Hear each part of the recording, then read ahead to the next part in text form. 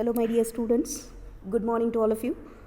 Okay, in today's session we are going to discuss on the breakdown phenomena in a solid dielectrics. Okay, in the first module basically we are going to study about the how the conduction as well as the breakdown phenomena which has been taken place in the presence of which mediums. One is a gaseous and one more is the liquid dielectric. Is it right? So only the part is in your first module. This is the last bit of your first module. Okay.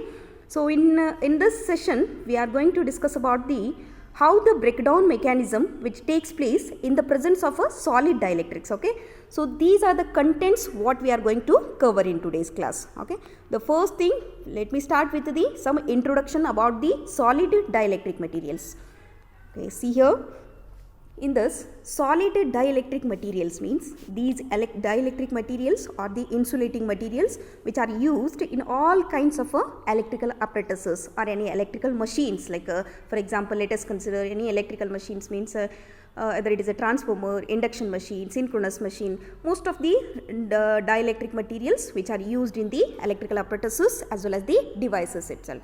So what purpose we have to use these dielectric materials? Is it right? So in order to insulate from one current carrying part from the another. So in order to insulate one current carrying part from the another when they are going to operate at a different voltages. For that purpose we need a dielectric materials. Is it right? So then what are the properties it should be having?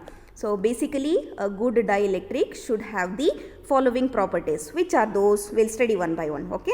The first one is it should be having the low dielectric loss. Low dielectric loss in the sense that energy loss itself.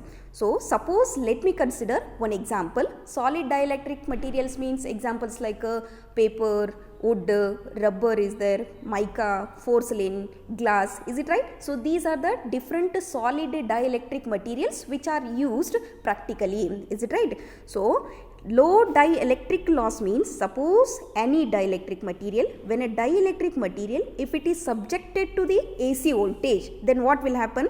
The material will absorb the material, it is going to be absorb electric energy that is absorbed by the material, and some amount of the energy is going to be dissipated in the form of a heat itself.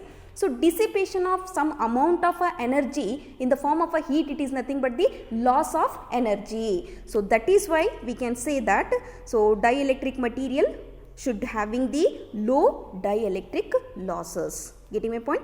So second thing is that this material should have a highest mechanical strength, and the third is it should be free from the gaseous inclusions as well as the moisture content. So these are what? These are the usually impurities what we can observe it in the solid dielectric materials. Okay. The presence of even a small traces of impurities in the dielectrics which will reduces its dielectric strength or a breakdown strength eventually. Okay.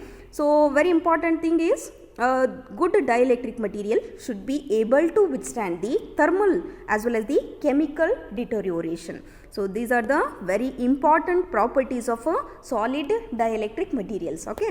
So next thing here, suppose if you had considered the solid dielectric materials, this breakdown strength of a solid dielectric materials when we compared with the liquids and the gaseous medium means comparatively these solid dielectrics will be having the highest breakdown strength compared to which, so one is the liquids as well as the gaseous dielectrics. Okay, where the high breakdown strength will be maximum? In case of a solid dielectrics, breakdown strength will be maximum. Okay. So now these are solid insulating materials. Okay. These solid dielectric materials are generally which we are going to be used practically are of two types are there. Which are those? One is the organic materials and one more is the inorganic materials. Organic materials means what?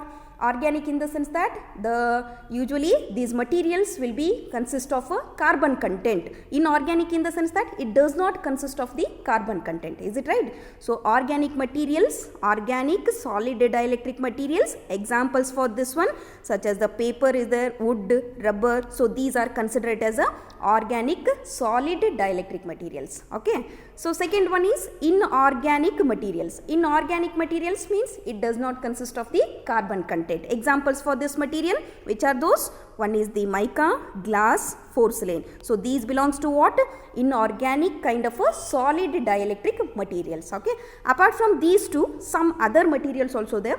So which are considered as a synthetic polymers. Synthetic polymers means such as perspex, PVC means polyvinyl chloride, epoxy resins. So these are going to be generally used solid dielectric materials. Okay.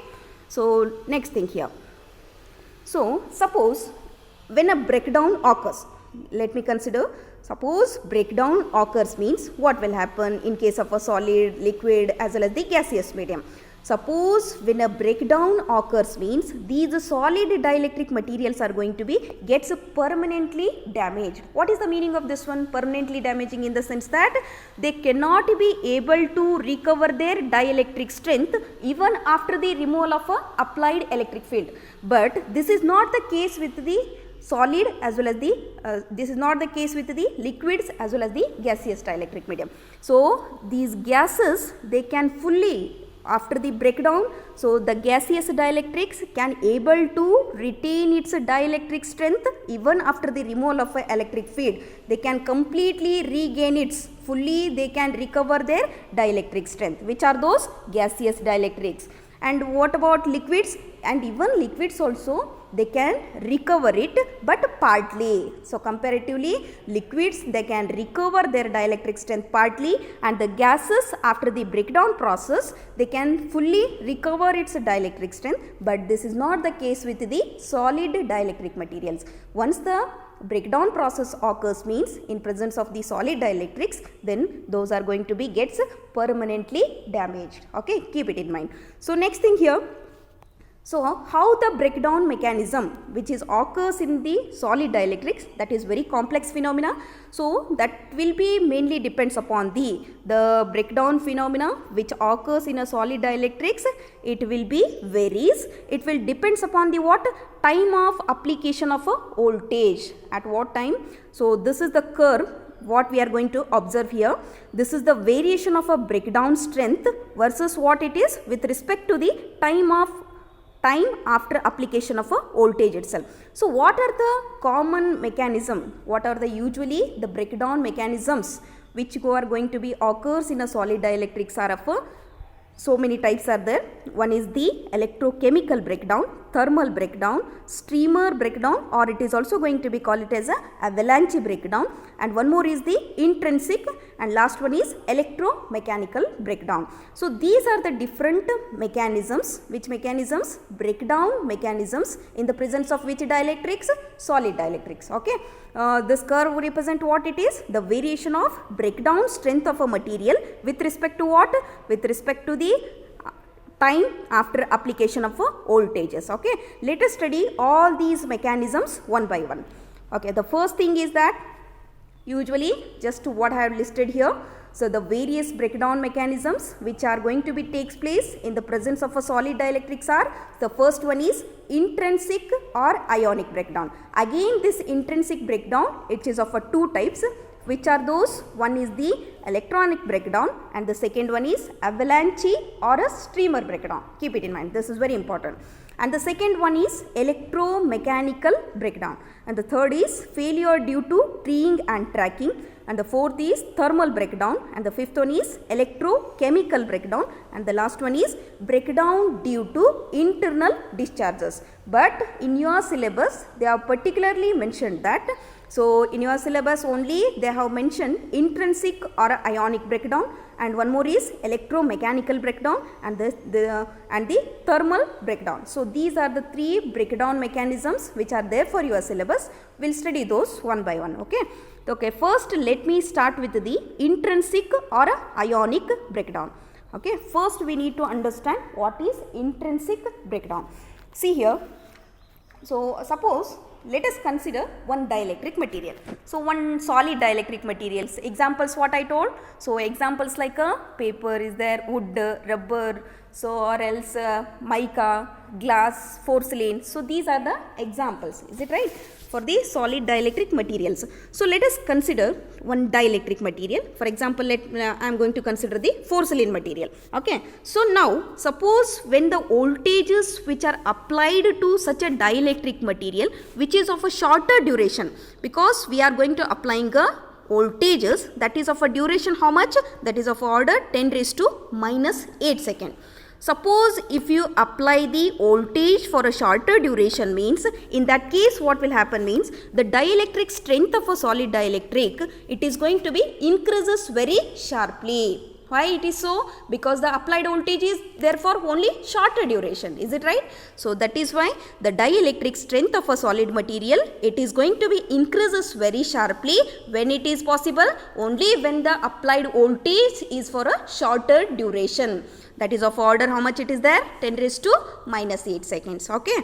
So that is why the dielectric strength of a solid dielectric material, it is going to increases very sharply to an upper limit. That limit it is going to be called it as what? Intrinsic electric strength. Keep it in mind. What is intrinsic electric strength? So intrinsic electric strength is nothing but the whenever the applied voltage for any solid dielectric material, if it is for a shorter duration, then what will happen? The dielectric strength of a solid materials, it is going to be increases very rapidly and it reaches a limit. That limit it is going to be called it as what? Intrinsic electric strength. Okay. So now very important thing is here. So experimentally the highest dielectric strength that is going to be obtained. So what are the conditions we need to consider? Okay, the highest breakdown strength or a dielectric strength which is going to be obtained under certain conditions. What are the parameters we need to consider? Okay, the first very important thing is the structure of the material. Which material? Solid material. Is it right? Solid dielectric material, the molecular structure is very important, and the second factor is temperature. Getting my point? So highest breakdown strength of a material, that value will be depends upon the two factors, which are those, one is the structure of a material and one more is the temperature. Okay, so for example, so here one solid dielectric material I had considered here, that is polyvinyl alcohol at a temperature of how much? Minus 196 degrees Celsius, and the breakdown strength it is recorded, the highest breakdown strength is recorded under a temperature of minus 196 degrees Celsius. How much we got? That is 15 megavolt per centimeter. Getting my point? Usually the maximum strength which will be obtained in the range from 5 megavolt to the 10 megavolt per centimeter. So this is all about what? Intrinsic breakdown. Okay. And very important thing is that what I told, the breakdown strength, it will be depends upon the two factors, which are those, structure of a material and the temperature itself. Here the intrinsic breakdown, it will be depends upon the presence of a free electrons. Is it right? Free electrons. Why this breakdown will be depends upon the number of free electrons which are available? Getting my point? So if there is a moment of more number of free electrons are available, means the moment of the electrons, it is nothing but the current it is. Is it right? So if a more number of free electrons are there, means nothing but the huge amount of the current itself. The huge amount of the current which is flowing in the system means that is leads to a breakdown of the dielectric material. So usually a small number of conductions, this is very important. Usually in a solid dielectric materials, a small number of conduction electrons will be present. So along with the some conduction electrons, some structural imperfections as well as the small amount of impurities will be present. Okay, so all these things, the impurity atoms, what I told in the previous class also, basically the impurities like either it may be any dissolved gases or any ionic impurities. So getting my point? So dissolved gases in the sense that oxygen is there, carbon dioxide, one more is ionic impurity. Ionic impurity in the sense that, for example, water vapor. Is it right? So these kinds of impurity atoms or molecules, those are going to be acts like a what? Conduction electrons or the free electrons up to a certain range of electrical field as well as the temperature. Getting my point? So usually let us consider solid dielectric materials which will be having the small number of conduction electrons, or we can say free electrons. Along with these free electrons also some impurities will be present here. So those impurity atoms or molecules are going to be acts like a what? Conduction electrons up to a certain ranges of what are the factors? Applied electrical field as well as the temperatures. Okay. So when these ranges means what? The more number of free electrons will be available. The ranges of this electrical field as well as the temperature, suppose if it is going to be exceeded, means what will happen? The additional electrons are going to be released. When these ranges of applied electric field as well as the temperature, if it is going to be increases, means some additional electrons are going to be released, and these electrons what will do? These electrons again participate in the conduction process. Then what will happen? More and more, or nothing but the huge number of free electrons will be available. So moment of these free electrons, that leads to the formation, that leads to the what? Huge amount of a or nothing but the conduction of a more amount of a current itself. Is it right? So that is why, so here these electrons also participate in the conduction process. So based on this principle only, the intrinsic breakdown mechanism, that is divided into two types. So which are those? One is the electronic breakdown and one more is the avalanche or a streamer breakdown. Okay. So what is electronic breakdown? We'll study now. So here in this case, as we already mentioned that intrinsic breakdown, it is going to be occurs for a shorter duration of a voltage application to the dielectric material. Getting my point? How much duration we had considered? That is of order 10 raised to very short duration of a voltage we had applied, and the intrinsic breakdown phenomena we have observed. Is it right? And therefore, so as we already discussed that intrinsic breakdowns which is going to be occurs at a time duration of a 10 raised to minus 8 second, and what we had assumed that, so this intrinsic breakdown which is in a electronic in nature. Okay. So now next what we are going to assume here means the initial density of the conduction or a free electrons. Getting my point? So usually the solid dielectric materials will be consist of a small number of free electrons. The density of those electrons is assumed to be large itself. Okay. And then what will happen? During the electron collision process takes place. During this collision process, what will happen? See here, so this is the energy gap, it is there. What are the bands it is consist of? Valence band is there, conduction band is there. In case of insulators, there is a large gap between the valence band as well as the conduction band, it is there. So what is this valence band?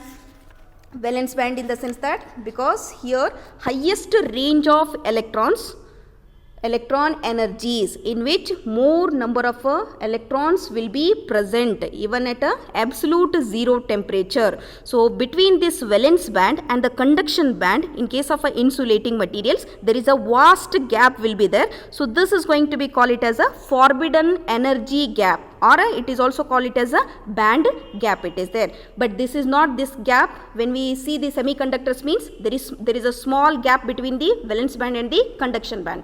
But in case of conducting materials or the conductors, because almost valence as well as the conduction bands are going to be overlap each other. But in case of insulators, there is a large gap between the valence as well as the conduction bands. Okay. See here. Suppose when we applied an electrical field, so then what will happen? After the application of a electrical field, the electrons gains the energy from the applied electric field, and these electrons are going to be acquires what? These are going to be gains the energy. When they will gain the energy? After application of a electrical field. So they will gain the energy and cross this forbidden energy gap from valence to the conduction band itself. Getting my point? When this process it is going to be repeated again and again, means what will happen? More and more number of electrons become available in the conduction band itself. If a more number of electrons available in the conduction band, means nothing but what? Free electrons. If it is more in number, or the moment of the electrons if it is in a more in free electrons or moment, if it is in a faster manner, it is nothing but the huge amount of the current flow. Is it right? So huge amount of the current flow in the sense that obviously the eventually the breakdown strength of the material it is going to be reduces, right? That is nothing but what? The breakdown of a solid dielectric materials. So this is all about what? Electronic breakdown. Nothing is there in this. Electronic breakdown means just you consider this valence band as well as the conduction band, as we already studied about in the previous class also. So here between these valence and the conduction band there is a vast gap between these two bands. That is going to be called it as a forbidden or the band gap.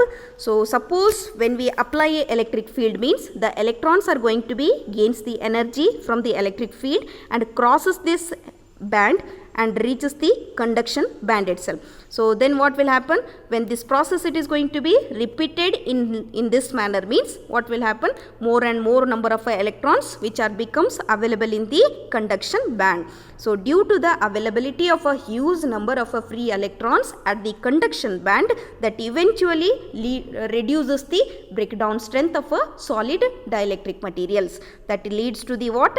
Breakdown process. Okay.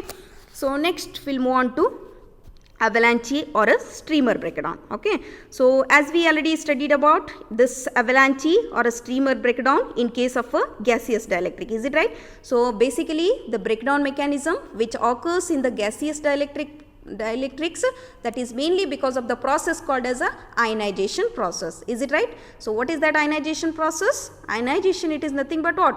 An atom. Which atom?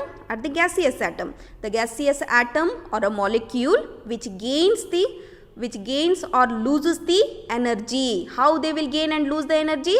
They will gains positive or negative energy, negative charges. How? So by gaining or losing the electrons itself. So that is going to be called it as a ionization process. Due to this ionization process only the breakdown process takes place in the gaseous dielectrics. Okay. So here in case of a solid dielectrics also, so this is also similar to that of the gaseous dielectrics only. So an electron within the dielectric.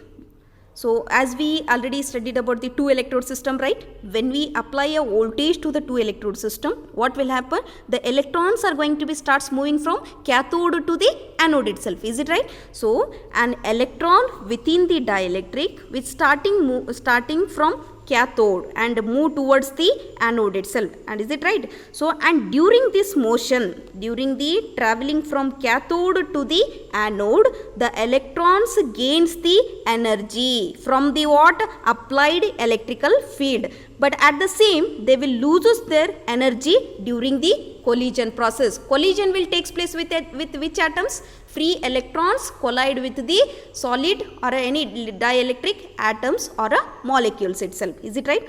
So collision process. During the motion from cathode to the anode, they will gains the energy from what? From the applied electric field, but they will loses the energy during what? Collision process. Okay. So now when the energy gained by an electron, suppose if it exceeds the ionization potential. Ionization potential, it is nothing but what? The minimum energy required to dislodge the electron from a material. Keep it in mind. So the minimum amount of energy which is required to dislodge an electron from the material, solid materials. Okay. Suppose the energy gained by the electrons, if it is going to exceeds the ionization potential, then what will happen means an additional electrons, those are going to be called it as a secondary electrons are going to be releases. Okay. So these liberated additional electrons involves in what? Collision process. Is it right? So again the more and more number of electrons are going to be liberated when they are going to liberate? Whenever the energy gained by the electron, if it is going to exceeds the ionization potential. Okay. So now, so at the same time, if the process it is going to be repeats in the same manner means that results into a formation of what? Electron avalanche. Avalanche growth it is going to be occurs. So this leads to what? Breakdown will occurs. When it breakdown process will occurs means when the avalanche, if it is going to be exceeds a certain critical size itself. So getting my point? So this is all about avalanche or a streamer breakdown itself. So in this diagram we can observe that there is a different breakdown channels what we had considered. We have numbered from 1 to 17 itself. The material which we had taken example as a perspex, this is the one solid dielectric material. So this material, for this we have considered the setup of a point as well as the plane electrodes. Getting my point? There are two electrode system, one which is of a pointed type, one more is the plane electrode. So which dielectric material we had considered? That is the perspex is the solid dielectric material. Between the electrodes like a point, one is a pointed and one more is the plane electrodes. In between, based on the thickness of the materials, what we had observed here, how the breakdown strength of a material it is going to be determined. So here these are the from 1 to 17 sets of experimentally they have conducted